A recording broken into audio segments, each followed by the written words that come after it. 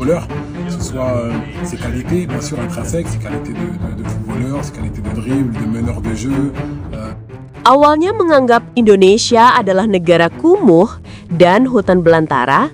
Lihat bagaimana ekspresi pelatih Mali U22 usai tiba di Jakarta dan melihat kota metropolitan, kaget setengah mati dan menahan malu. Foussini Diawara sampai bilang, "Astaga, ternyata Indonesia negara indah."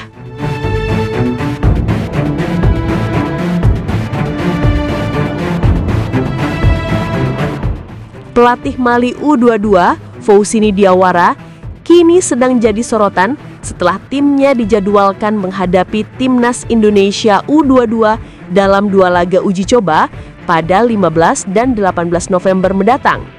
Kedatangan mereka bukan cuma buat pemanasan biasa, tapi jadi bagian penting dari persiapan menuju SEA Games bulan depan. Tapi di balik itu semua ada cerita menarik. Sebelum datang ke Indonesia, Diawara ternyata sempat skeptis. Ia mengira Indonesia adalah negara yang panas, berantakan, dan belum siap menyelenggarakan pertandingan sepak bola modern. Pandangan itu muncul karena banyaknya informasi salah kaprah di luar sana yang menggambarkan Indonesia sebagai negara berkembang tanpa fasilitas olahraga yang layak. Tapi, semua persepsi itu langsung hilang begitu dia mendarat di Jakarta. Begitu keluar dari bandara, pandangan pertamanya langsung tertuju ke jalanan yang ramai, gedung tinggi, dan tata kota yang rapi. Bahkan, staf timnya sempat menceritakan kalau pelatih mereka sempat melongo beberapa menit di dalam bus menatap keluar jendela tanpa berkata apa-apa. Sampai akhirnya dia cuma bisa ngomong pelan, "Saya tidak menyangka Indonesia seperti ini."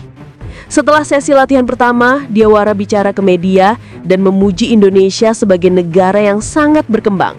Katanya, "Saya pikir kami akan datang ke tempat yang sederhana, tapi ternyata fasilitasnya luar biasa. Stadionnya bagus, masyarakatnya ramah, dan semuanya tertata rapi."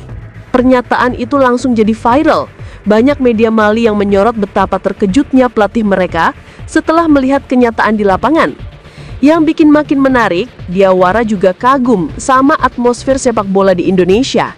Ia bilang, belum pernah melihat antusiasme publik sebesar ini untuk tim muda. Menurutnya, Indonesia punya semangat sepak bola yang luar biasa, yang bahkan tak kalah dari negara-negara di Afrika Barat.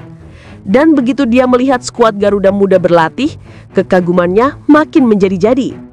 Nama-nama seperti Ivar Jenner, Rafael Struijk, Mauro Zylstra, Justin Hubner, dan Marcelino Ferdinand disebutnya sebagai pemain dengan teknik dan mental profesional. Dia juga sempat terkejut mendengar bahwa market value Timnas U22 Indonesia sudah tembus lebih dari 60 miliar rupiah, padahal waktu itu baru 3 pemain diaspora yang bergabung, Ivar, Mauro, dan Struijk. Kalau nanti Hubner dan pemain diaspora lain ikut dalam skuad utama di SEA Games, nilainya bisa melonjak jauh lebih tinggi dan menjadikan Indonesia tim dengan valuasi terbesar di kawasan ASEAN. Selain memuji kualitas individu, Diawara juga mengakui organisasi permainan tim Indonesia makin matang. Ia menyebut pola transisi cepat dan disiplin bertahan yang kuat jadi kekuatan baru Garuda Muda. Dia sampai bilang, tim ini punya karakter Eropa, tapi dengan sentuhan Asia yang khas. Pujian dari pelatih Mali itu tentu jadi pembuktian tersendiri, karena selama ini Indonesia sering dianggap remeh di kancah internasional. Namun lewat perkembangan pesat dari level infrastruktur, pemain diaspora, dan atmosfer supporter yang luar biasa, Indonesia mulai diakui sebagai salah satu kekuatan baru di kawasan. Kalau kita flashback sedikit, laga uji coba seperti ini memang jadi bagian dari program besar PSSI di bawah pelatih Indra Syafri yang ingin membentuk tim tangguh dan bermental kompetitif menjelang SEA Games.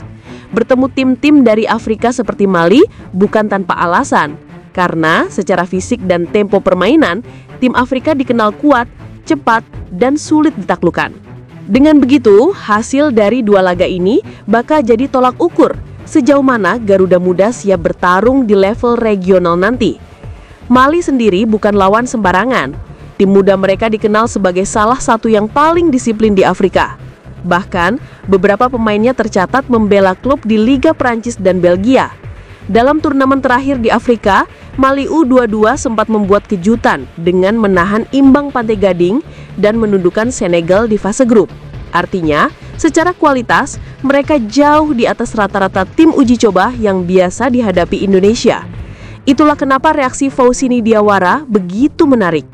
Ia datang dengan penuh keyakinan bahwa timnya akan menjalani latihan ringan melawan Indonesia. Tapi setelah melihat langsung kualitas skuad Garuda Muda, ia tahu kalau ini bukan laga mudah. Bahkan, dalam salah satu sesi latihan tertutup, ia sempat bilang ke asistennya, "Tim ini berbeda, mereka punya kecepatan dan teknik yang tidak kami duga." Dan yang membuatnya makin kagum adalah cara masyarakat Indonesia memperlakukan sepak bola. Baginya, dukungan penuh dari penonton dan antusiasme media jadi hal yang belum tentu bisa ditemukan di negaranya. Ia menilai semangat itu adalah bahan bakar utama yang membuat sepak bola Indonesia terus berkembang meski sering diremehkan. Setelah beberapa hari di Jakarta, pandangan Faustini Diawara benar-benar berubah total. Dari yang awalnya skeptis, kini justru penuh kekaguman. Ia bahkan sempat bilang kalau Indonesia punya potensi besar untuk menjadi pusat sepak bola di Asia Tenggara, asalkan pembinaan dan konsistensi pemain mudanya terus dijaga. "Kalau kami punya stadion seperti ini di Mali, mungkin pemain muda kami akan berkembang lebih cepat," ujarnya sambil tersenyum. Ucapan itu bukan cuma bentuk pujian, tapi juga pengakuan bahwa Indonesia kini sudah berada di level yang tidak bisa lagi diremehkan. Dan mungkin tanpa sadar, kedatangan tim Mali ini bukan cuma untuk uji coba di lapangan, tapi juga jadi momen membuka mata bahwa persepsi lama tentang Indonesia harus dihapus. Negeri ini sudah berubah dan kini dunia mulai melihatnya dengan cara yang berbeda. Sekarang, tinggal kita tunggu bagaimana laga nanti berlangsung. Apakah Indonesia bisa menegaskan perubahan besar itu lewat hasil di lapangan, atau justru Mali yang akan membuktikan diri di hadapan publik Indonesia? Yang jelas, satu hal sudah pasti. Pelatih Mali U22 kini pulang dengan cerita berbeda. Dari yang dulu hanya tahu Indonesia lewat kabar, sekarang ia tahu dengan mata kepalanya sendiri bahwa Indonesia bukan sekedar negara tropis, tapi negeri yang indah, modern, dan penuh semangat muda yang membara di sepak bola. Jadi, gimana menurut kalian? Apakah pujian Faustini Diawara ini tanda bahwa sepak bola Indonesia mulai diakui dunia? Tulis pendapat kalian di kolom komentar, karena semangat kalian juga bagian dari kebangkitan Garuda Muda di laga melawan Mali nanti.